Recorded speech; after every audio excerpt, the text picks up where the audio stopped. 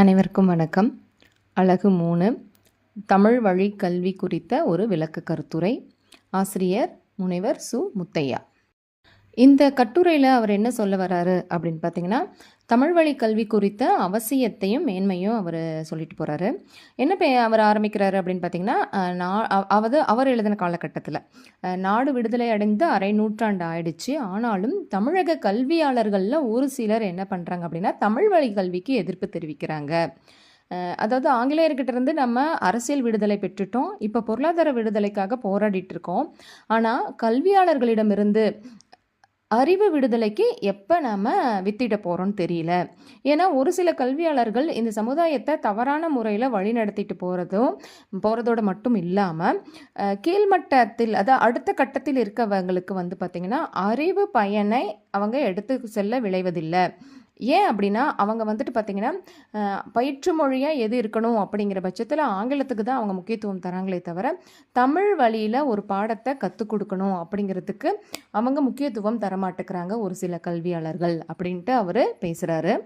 இதெல்லாம் பார்த்திங்கன்னா சமூகத்தில் அனைவரும் பார்த்திங்கன்னா கல்வி அறிவை பெறுவதை தடுக்கும் வகையில் தான் இருக்குது. ஏன்னா ஆங்கில வழி கல்வியில் மட்டும்தான் நம்ம பாடத்தை பயிற்றுவிக்க முடியும் அப்படின்னா நமக்கு தெரிஞ்ச நம்ம தாய்மொழியான தமிழ் மொழியில் பாடத்தை கற்பிக்க முடியாதா? அதுக்கு வழிவகை செய்யணும். ஏன்னா இப்படி ஒரே ஒரு பாடத்தை மட்டுமே ஒரு மொழியில் மட்டுமே கற்பிக்க முடியும் அப்படிங்கிற பட்சத்தில் எல்லாருக்குமே அந்த பாடத்தை பற்றின அறிவு கிடைக்காம போகலாம். அப்போ தாய்மொழியிலான தமிழ் மொழியிலையும் தமிழ்நாட்டில் பயிற்று மொழியாக இருக்கணும் தமிழ் அப்படின்ட்டு முத்தையா அவர்கள் கருதுறாரு. அப்படி இல்லைன்னா கல்லாதவரோட விழுக்காடு அதிகமாக இருக்கும். கிராமங்கள்லேருந்து பின்தங்கிய கிராமங்கள்லேருந்து வரக்கூடிய மாணவர்களுக்கு பார்த்திங்கன்னா முழுமையான கல்வி அறிவு கிடைக்காம போயிடும் அப்படின்னு சொல்கிறாரு. இதனால் அவங்க கல்வியை பாதியிலேயே இடைநிறுத்தி விடக்கூடிய வகையிலையும் சில கிராமப்புற மாணவர்கள் இருக்காங்க அப்படிங்கிறதையும் முத்தையா தன்னுடைய கட்டுரையில் பதிவு செய்கிறார்.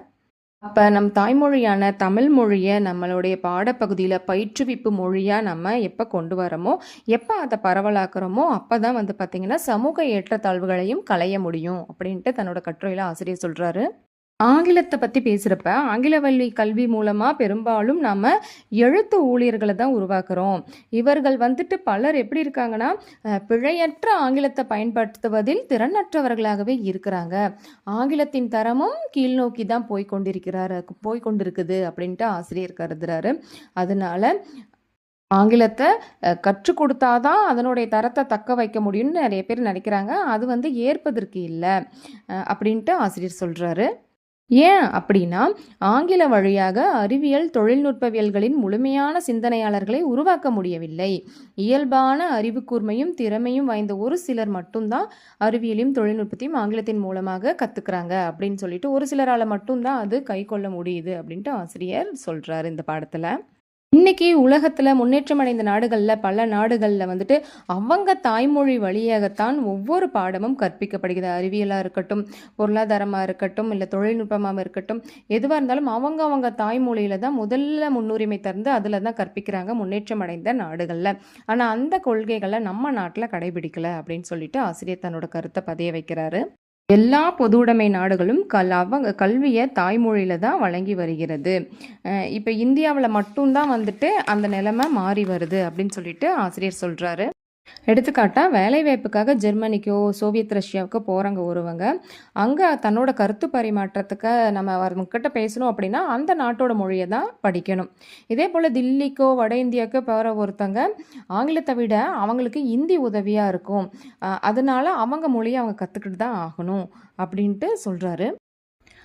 ஆகையால் அவர் என்ன சொல்ல வராரு அப்படின்னு பார்த்தீங்கன்னா அவங்கவுங்க தாய்மொழிக்கு முக்கியத்துவம் தரணும். அதே போல் 2வது மொழி கற்றுக்கலாம், அது தவறு இல்லை. தாய்மொழி கல்வியை விரிவாக்கம் செய்யக்கூடிய அதே நேரத்தில் ஆங்கிலத்தையும் வலிமையாக்க வேணும். ஆனால் அது 2வது மொழியாக தான் அது கற்றுத்தட வேணும் அப்படின்னு சொல்கிறாங்க. தொடக்க பள்ளி கல்வி உயர்கல்வியில் ஆங்கிலம் ஒரு பாடமாக இருந்து வர வேண்டும். தாய்மொழி ரொம்ப முக்கியம், ஆங்கில மொழியும் ஒரு பாடமாக கற்றுக்கலாம், தப்பு இல்லை. ஏன் அப்படின்னா, நம்ம இந்த 2 மொழிய தான் இருமொழி கொள்கைக்கு இவர் வித்திட்டு போறாரு. அப்படி நம்ம இதுக்கு வித்திடலைன்னா, இந்தி மொழி ஒரு அலுவலக தொடர்பு மொழியாகவே அங்கீகரிக்கப்பட்டுள்ளது. ஆனா, இந்தியாவின் தேசிய மொழியே அதுதான் அப்படிங்கிற அளவுக்கு இப்ப வந்துருச்சு. கல்வித்துறையில எல்லா மட்டங்களிலும் ஆங்கிலத்தோட இந்தி போட்டி போட்டு வருது. அப்போ ஒரு கட்டத்துல வந்து பார்த்தீங்கன்னா, தாய்மொழிங்கிறது மாறி இந்தி மொழி தான் எங்கேயும் நிரந்தரம்ங்கிற நிலை வந்துரும். இத மாறணும் அப்படின்னா, நம்ம தாய்மொழி தமிழும் முக்கியம். ஆங்கில மொழியும் நம்ம பயிற்று மொழியா வச்சுக்கலாம். அதே போல தமிழ் கண்டிப்பா பயிற்று மொழியா இருக்கணும் அப்படிங்கிறத ஆசிரியர் இங்க நமக்கு பதிவு செய்றாரு. மொழியா தமிழ் மாறணும் அப்படிங்கிறது வந்துட்டு நீங்க மொழி வெறியர்கள், தமிழின் மீது காதல் கொண்டவர்கள் அப்படின்னு நினைச்சுக்கலாம். ஆனா தமிழ் வழி கல்வியா இல்லாமல் இருந்தாலுமே தமிழ் மொழி தன்னுடைய இருப்பை தக்க வச்சுக்கொள்ளும். தன்னை தானே காத்து கொள்ளக்கூடிய இன்றும் கன்னித்தமிழா திகழக்கூடிய பண்பு தமிழுக்கு இருக்கு. அதனால தமிழை வளர்க்குறதுக்காக தான் இந்த தமிழ் மொழி பாடம் அப்படின்னு நீங்கள் நினைக்கக்கூடாது. இதை வந்து மொழி சிக்கலாக மட்டும் பார்க்காம கல்வி தேவையாகவும் சமூக தேவையாகவும் நம்ம தாய்மொழியை பார்க்கணும் அப்படின்னு சொல்லிட்டு ஆசிரியர் முடிக்கிறார் இந்த கட்டுரையில்.